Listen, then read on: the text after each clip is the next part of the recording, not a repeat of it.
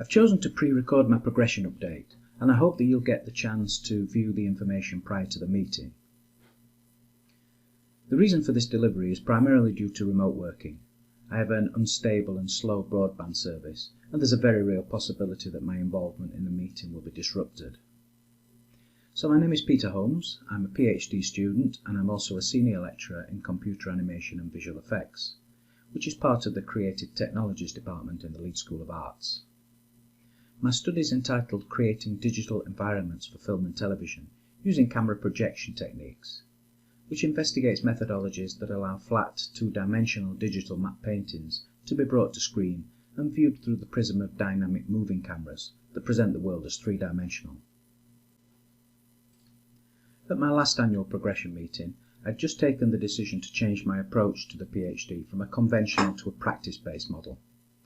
The justifications and rationale for this were driven by further reading in the subject that revealed a range of pipelines, workflows and techniques being deployed within the visual effects industry that had been subject to almost no academic inquiry. Once I'd decided to pursue camera projection, it was clear that significant practice would be necessary in order to investigate these processes in depth. And it was that prompted the decision to produce a portfolio of digital environments as part of the study, and therefore switch to a practice-based model. In terms of my 2019 to 2020 Gantt chart, I've advanced my knowledge and practical execution of relevant techniques across all the areas outlined in the previous review. Much of this has been recorded in my blog. I've also written a full methodology for my project, which is attached. At my last review, I declared my intention to undertake some online training on photogrammetry and undertake practice projects. I've made a start on this, and I'll evidence this later in the presentation. I also plan to develop my 3D modelling and texturing skills, but I have to admit I've not really made any significant progress in these areas. So the changes that I made and the justifications for these were accepted during the annual review. But equally as important was that this was the point where I could see both the scope and the boundary to my study for the first time, and also the contribution that it could make to the knowledge base. My intention was and remains to build a small portfolio of 3 pieces of work, each of which investigating a specific workflow and approach. I plan to approach each of these using an iterative process with emphasis on reflectivity, and I plan to document these processes through blog and audio-visual recordings. So one of my first tasks during this academic year was to write a methodology for the study. As a practitioner, the initial temptation is to start building artwork, and that temptation was huge and needed to be resisted or at least controlled in order to reduce the risk of going off on tangents and maybe losing focus. My first significant read in this regard was Robin Nelson's book on practice-based research, which really led me in 2 directions, these being grounded theory and reflection in action. I liked the formality of grounded theory as a process. I liked its structures and the instruments that it had, and I could easily see how this would support an activity that's iterative, both creatively and technically. However, the very nature of this work gave me an abiding feeling that the grounded theory methodology itself could easily become the predominant focus of the study, given that producing artwork of this type involves literally thousands of iterative processes, and each would need to be subject to analysis and documentation. I actually preferred Schon's reflection in action model, primarily because it provides a framework for developing work iteratively, but it's bound by fewer processes. I also particularly like the way that this methodology addresses tacit knowledge under its model of knowing in action, because as a former practitioner in various aspects of visual effects, I find that this is quite difficult to untangle. I wanted to design a methodology that provided scope for cyclical conversations to take place between practice and reflection. And to facilitate this, I've described a series of instruments which form the basis of my methodology. I've attached this to my annual review form to give you the chance to read it in advance, and hopefully you'll be able to ask any questions you might have relating to their merits and how I plan to use them. My next step involved establishing the type of work I'd be undertaking more precisely. This led me to an investigation of current industry practice, and how matte painting fits into normal visual effects pipelines. I have to admit that this has proven difficult, as there's very little literature on the topic, and no direct prior academic research. An approach that I found useful is to keep up with online training on the subject by regularly visiting sources such as the Gnomon Workshop, FXPhD, Pluralsight, LinkedIn Learning, etc. New courses are constantly being made available, and these are delivered by industry practitioners using current workflows and methods and utilising software that's currently in use within the industry. Practitioners have always had their own working methods, and consequently there are often several approaches promoted to address a specific problem, and occasionally conflicting instruction. However, I've found that by consuming enough of this material, a consensus around what is common industry practice becomes apparent. A few years ago I came upon an artist called Garrett Fry, primarily for his matte painting work on films such as The Great Gatsby, Rise of Planet of the Apes, and Ghost in the Shell. I was interested to see that during his period of employ at the Moving Picture Company, he was heavily involved in the creation of the Technical of 3D Matte Painting and the Environments Academy curriculum, which is a rigorous 14-week training program for new junior artists. Garrett Fry is now providing visual effects training online, and he's got a few audiovisual recordings on his YouTube channel. In one of these I found that he'd attempted to articulate the various workflows currently in use in matte painting, and how these integrate within the broader visual effects pipelines. I found this to be a great starting place for framing the scope and also the limitation of my own practice. The aim is to produce 3 pieces of artwork that address Fry's 5 matte painting workflows, and I'm now going to explain how this is going to be done and where I currently am in relation to this practice. The first workflow that Fry describes is called Digital Paint Only, and for the sake of explanation I'm going to refer to digital paint and image manipulation software as being Photoshop. This is the industry standard, and it's my software of choice for this type of work. This is the most basic workflow, and you can see that reflected in the diagram. And in this workflow the matte painter receives an element or gathers it himself or herself. This could be a plate, for example a video or still image, a light render, or a combination of both, and the matte painter then paints on top of that element.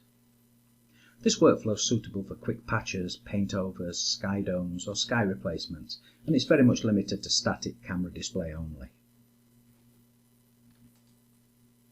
This is a piece of concept art for a futuristic cityscape, and I painted this in 3-point perspective to present this kind of bird's eye view. At this stage of development the work is almost entirely painted in Photoshop using brushes and paint swatches, and it's therefore limited in terms of the range of techniques used to bring the work like this, and certainly this work is far from at final stage. This is very much a concept piece. So to bring this to a completed photorealistic final version would involve a lot more techniques than this particular approach entailed. These images show a second cityscape matte painting that I did as a teaching guide series for students on my Level 6 Digital Environments module. As you can see, there's a day for night conversion and also a relighting process as part of this. Now this approach makes much more use of repurposing existing imagery, which is known as photo bashing, and therefore involves a much more diverse range of relevant techniques. So what I've decided to do is repurpose the image by using some of the artwork and using this to texture the bird's eye shot which I showed previously, which is this.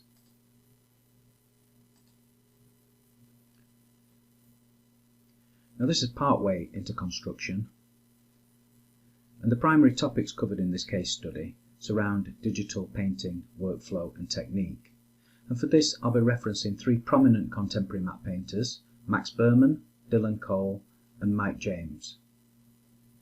And I'll be taking this project through the industry phases of blocking, photo bashing, day for night and painted light and atmosphere. The final product will be a single Photoshop file containing the final matte painting. However, there will be extensive reference to the iterative development in both my blog and in audio-visual presentations. The second workflow that Fry describes is the digital paint and compositing software. And for the sake of the presentation, I'll refer to Nuke as the compositing software, given that this is also the industry standard and is actually my compositing application of choice. This workflow doesn't involve a 3D package. Instead, images are projected directly onto basic Nuke geometry.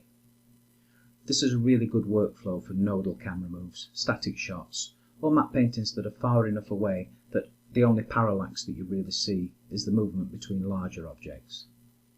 The workflow is actually very simple because the shot camera and the projection cameras are created directly in Nuke. Photoshop's used to export the projection images, which are then imported into Nuke. And 3D nodes are then used to create the projection system. This is all exported again, either as a live Nuke script for the compositor or as a 2D image sequence, a video clip for want of a better word. So I plan to extend the future Cityscape project by exporting a set of projection images and using Nuke to create a gentle camera move, for example a slight inward push, or a panning move, or maybe a combination of both. I'll also be adding in some dynamic elements such as atmospherics, animations, like you can see the flying vehicles there, and also some interactive lighting. For the technical aspects of this workflow, I'll be referencing Heather Abels from Pluralsight, Sean Devereaux from FX PhD, and Gerrit Fry. For the artistic aspects relating to the final look of the moving sequence, I'll be referencing Max Berman from Learn Squared and Dylan Cole. The final product will be a moving image sequence, a shot video clip, which shows the matte painting through the prism of a moving camera. The viewer should expect to see plausible parallax between near and mid-ground elements and a sense of depth and atmosphere. And again, the blog and the audio-visual presentations will show the iterative development. This is the third workflow that Fry describes, and is probably the first complex workflow. This is a full environment 3D matte painting, but done entirely within compositing software, which, as I've said, I'll use the word Nuke from this point onwards. And also, for the sake of the presentation, we can see that there's some reference here to Maya, but that could be equally interchange any 3D application such as 3D Studio Max, Softimage, Cinema 4D, etc. Okay, I'm using Maya because it's the industry standard, and again, it's my application of choice for this kind of work. So in this case, we can see that the workflow is much more involved. But this is actually the workflow that's used most often for matte painting shots.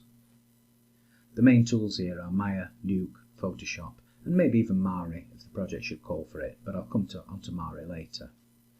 Basically, with this workflow, the matte painting is live in Nuke. This means that the projections are set up in Nuke, and they'll be rendered out of Nuke as an image sequence or video clip. This has huge benefits because compositors can have a lot of control. They can even repurpose the matte painting projections for other shots. The compositor has access to everything that the matte painter has used to create the matte painting, which creates a seamless transition from the projection to the finishing stage. You can see the diagram shows the software coming into the system, and it's depicted by square boxes. The circles show the assets coming into the compositing software, such as the moving camera, projection geometry from 3D, projection images, for example, from Photoshop. And the matte painter will then use the projection nodes in Nuke to build the system and test it through the prism of a moving camera. What you see here is a set of photos taken from a somewhat obscure location in Chicago. I've got quite a lot of good coverage here, especially on the ground floor, and that coverage is at good resolution. Now I plan to use these images as the basis for my second case study, which will involve a fully camera projected environment, but done within the Nuke environment.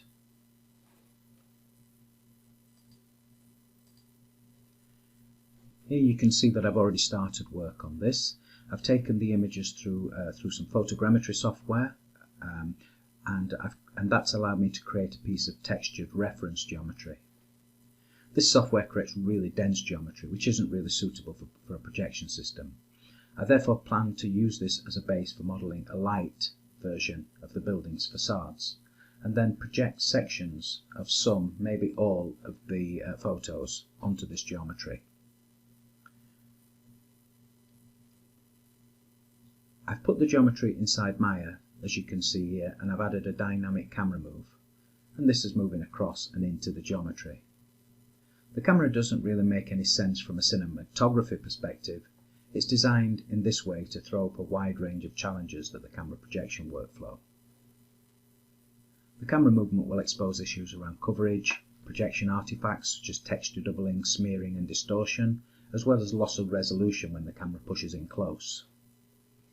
I plan to finish this shot by adding in some secondary images and also a panoramic background. Again, all these elements will need to behave, i.e. parallax correctly, when they're seen through the moving shot camera. The final product will be a video clip or moving image sequence, which shows the projected environment through the prism of that moving camera. The viewer should expect to see an accurately projected texture from the photos onto the geometry, with full coverage and no evidence of any projection artifacts through the full range of movement of the shot camera. Again, there'll be extensive reference to the workflow and the approach in the blog and the audiovisual presentations. And this will show the process through modelling, development of the projection strategy, and a diagnostic process in which the textures and the surfaces undergo iterations of analysis and correction.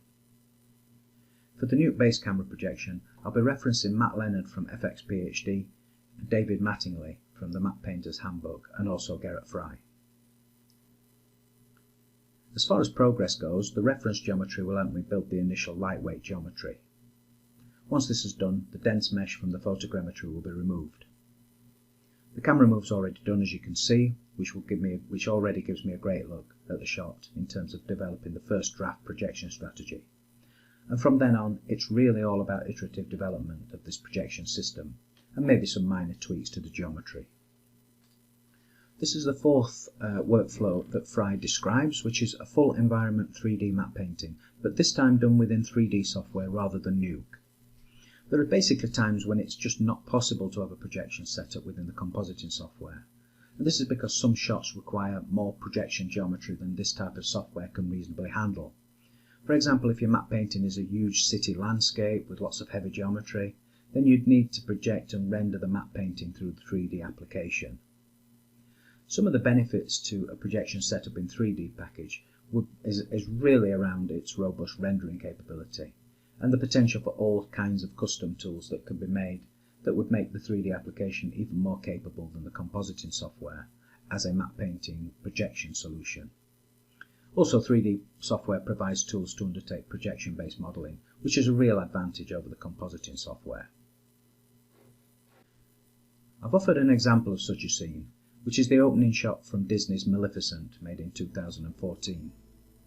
I've done this because I haven't really decided what the subject of my third case study will be yet, other than that it will involve undertaking most or maybe all of the camera projection and animation from within the 3D application rather than the compositing software. You can see how this shot involves a huge amount of 3D geometry, some of which is quite dense, and which compositing software is just not designed to handle. There's also scope for organic and animated simulations such as moving trees, water, etc., which the 3D software can create. This will be my most complex case study, both creatively and technically. For the Maya base camera projection, I'll be referencing Darren Hilton and Mike James, both from FX PhD, Steve Corman from Learn Squared, and Garrett Fry. However, I fully expect to be adding to these as I progress. The final workflow that Fry describes is a full environment 3D map painting using 3D texture painting software. For the sake of the presentation, I'll refer to this as being Mari. This is 3D texture painting software from the Foundry, and this is used extensively within the visual effects industry. It's software that I have some familiarity, although I'm far from expert. The final workflow described by Garrett Fry is a derivation of the previous example, but a big chunk of the digital paint of the projection work is done from inside Mari rather than Photoshop and Maya. The map painter uses this software to paint an entire set extension or digital environment, which is then projected entirely as a UV textured environment and is imported into Nuke and then composited. I offered this example from the previous clip as a way that I might use it by taking a central element from my own landscape painting, in this case the windmill and the cottage in this area here, and then completing this entirely within the Mari workspace and then adding it into the scene. Again, my final product will be a moving image sequence or video clip with extensive reference to the build process within my blog and supported by AV presentations of various aspects of the build. This is my working plan for 2020-21. I want to start by writing a contextual review, and this will really be based on the contextualizing that I've done within this presentation, but it will be formal with full reference to my sources. I've already started to work on the futuristic cityscape map painting, insofar as I've got the concept illustration, which has been drawn in 3-point perspective. I plan to repurpose the existing day for night cityscape map painting by utilising some of the images and some of the layers. More importantly, I want to follow a reflective process and fully document the iterative stages as the product is progressed from concept to final. I've allowed more time to complete all tasks due to competing demands from teaching and also the development of a new VFX course that I'm responsible for, which commences in September 21. The timetable assigned to the 2.5D projection and also the second case study, I've similarly extended these and for the same reasons. So this is the end of my presentation. I hope that it's furthered your understanding of the study and provided some reassurance that the work is progressing at an acceptable rate. If you have any questions relating to the academic, the creative, the technical or the administrative aspects of the study, please fire away and I'll do my best to answer.